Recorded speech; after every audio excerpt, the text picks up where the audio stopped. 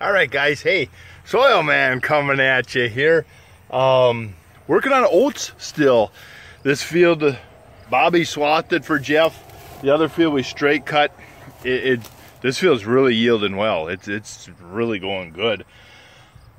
The other part is he had to have it swathed because of all the ragweed, lamb's quarter, and that stuff, the late season foxtails and stuff in our area that is very normal.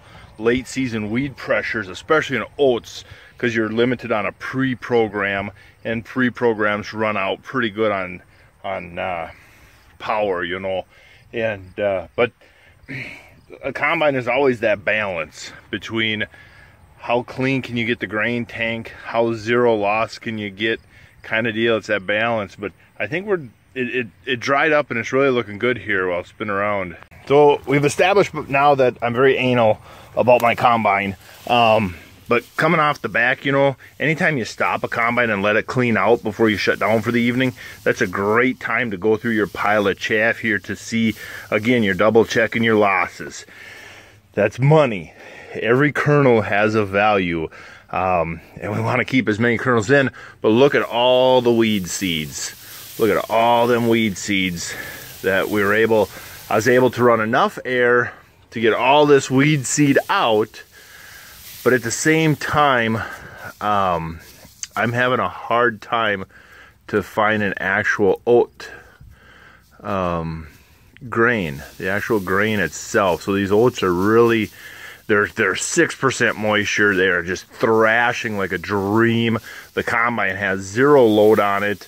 I am just basically driving around the field at this point as far as the combine knows. But being that we're able to get this much weed seed out of the crop, that is awesome.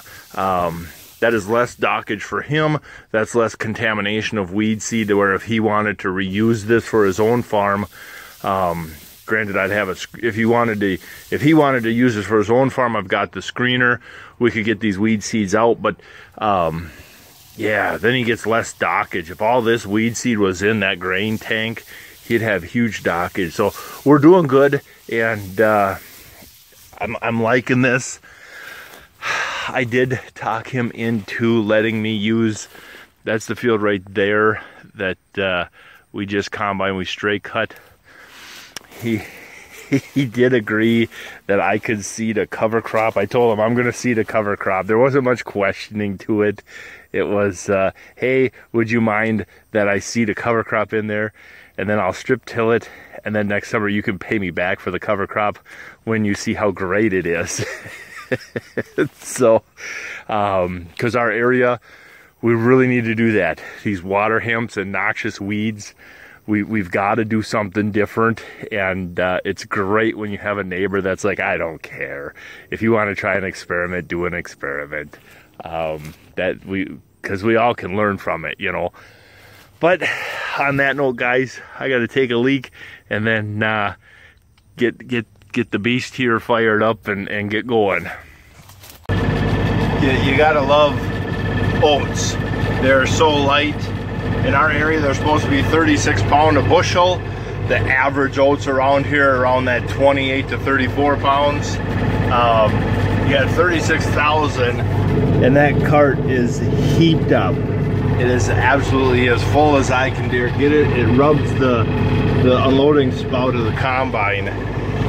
So the neighbors are bringing over a semi, so I'll get up into the yard for the guy and we'll go from there.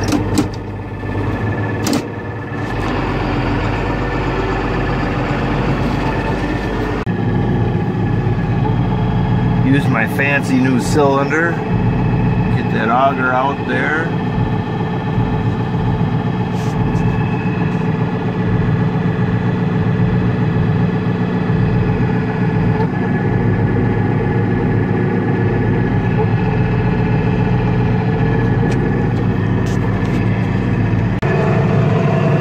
And we're unloading. Them goofy oats, you know, they don't flow very good.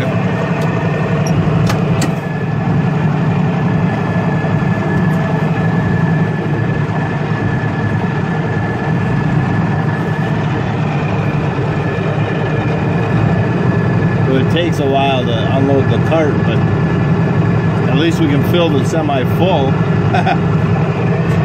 Them goofy oats, they just don't flow at all. They're like little toothpicks that just stay stacked in there. So it's kind of slow augering, but man, I really love doing these small grains. It's August, it's warm out. Yeah, the AC's broke, so I sweat a little bit, but it's usually a dry season. We're not fighting mud.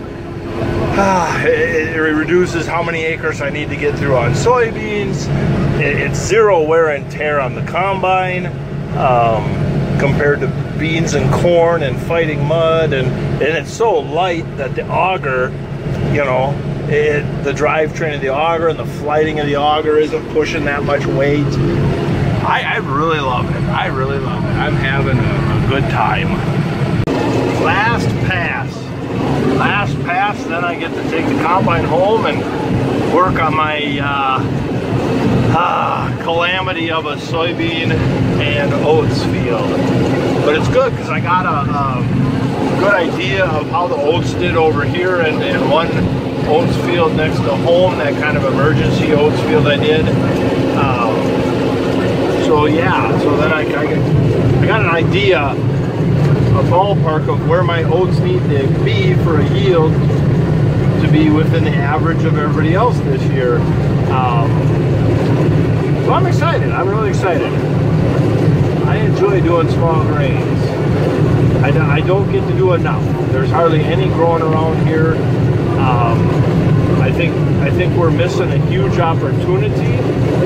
One, for a little diversity, but two, we could throw a green manure after these oats and have a lot of our nitrogen for next year's corn, weed control for next year's soybeans, and just a good old green manure crop for general soil health, for better water and management and all that. So yeah, there's a huge opportunity I think a lot of us are skipping. Not on my farm anymore. I'm starting to get some confidence. Got her up 5.3, 5.4 miles an hour. When it's a nice windrow like this, it goes good.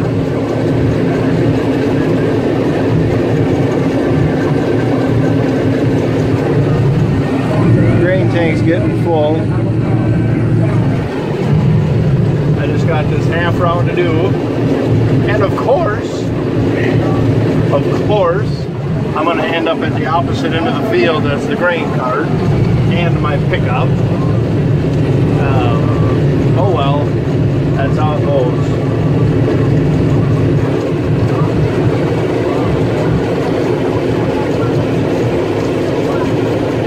It just keeps eating. The hungry old combine. Very rarely does it get full. Maybe on the grain tank, but not its appetite.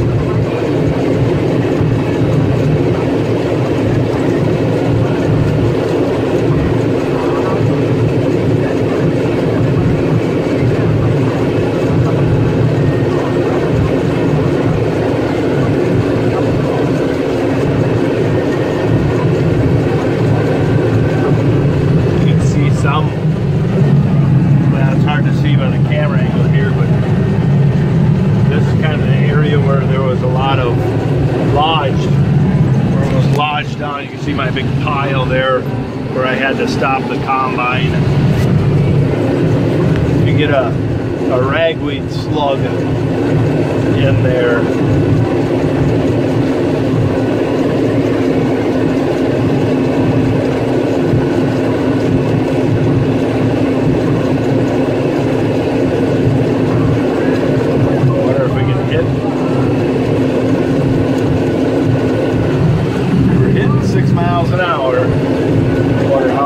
Dummy head can keep up.